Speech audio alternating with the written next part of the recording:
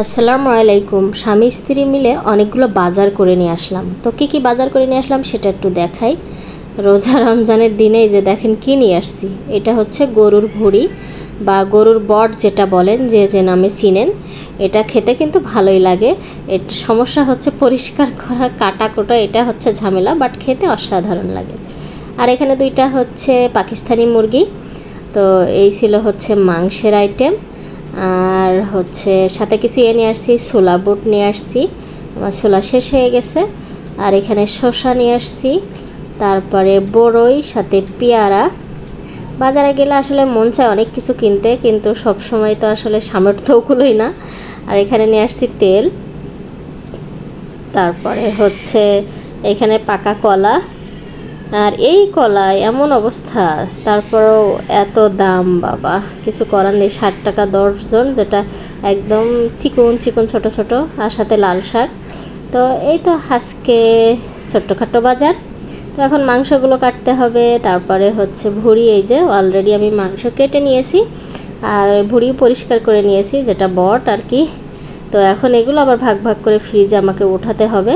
তো অলরেডি আমি ভাগ করে নিয়েছি, এখন এগুলো ফ্রিজে উঠাই দিয়ে আসবো। তো মুরগি আমি ভাগ করে নিয়েছি, আর বট তো আগেই ভাগ করে নিয়েছিলাম। এই যে এখন এগুলো সব ফ্রিজে উঠাই দেব। আর যেহেতু আজকে মুরগি নিয়ে আসছি, মুরগি রান্না করতেছি। তো আর এই পাকিস্তানি মুরগি বা যে কোনো মাংস কষা কষা করলে কিন্তু দারুণ লাগে। আমি একটু কষা কষা করে রান্না করব।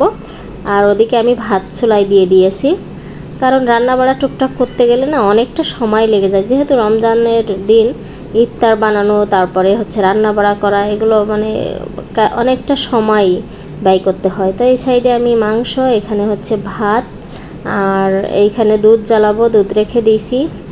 তারপরে করলা ভাজবো, সেটা কাটতেছি। আর সাথে আমি ধনেপাতা ভর্তা করব। তো এতগুলো আইটেম করতে অনেকটা সময় লাগে, তার উপরে ইফতার তো আছেই।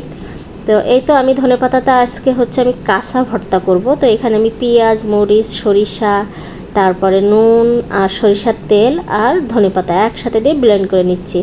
ভাই এত কষ্ট করে বাটাবাটি করে কে? গ্রামের মানুষ অনেক কষ্ট করে, সব হাতে বেটে কাজ করে, হচ্ছে শিলপাটায় আর কি বাটে। অনেকে আছে আবার এখন সব ব্লেন্ডার ব্যবহার করে, কিন্তু আমরা না কষ্ট করে খেতে চাই না, অলস প্রকৃত মানুষ। তো আমাদের ইফতার খুবই সিম্পল ইফতার রেডি। এখানে জিলাপি আছে, সবজির পাকোড়া, এখানে ডিমের চপ, আর এখানে হচ্ছে পেঁয়াজু, খেজুর, তারপরে বড়ই, সাথে শসা, আর হচ্ছে শরবত। এটাই হচ্ছে আমাদের আজকের ইফতার। খুবই সাদামাটা, খুবই সাধারণ। আমরা যেমন সাধারণ মানুষ, তেমন আমাদের সাধারণ ইফতার। আর সাথে আমি একটু আমার সেহরিটাও শেয়ার করব। তো এখানে আমি আবার ডিম সেদ্ধ করে নিয়েছি, প্রতিদিনই ডিম সেদ্ধ করি, সাথে বোম্বাই মরিচ নিয়ে নিয়েছি।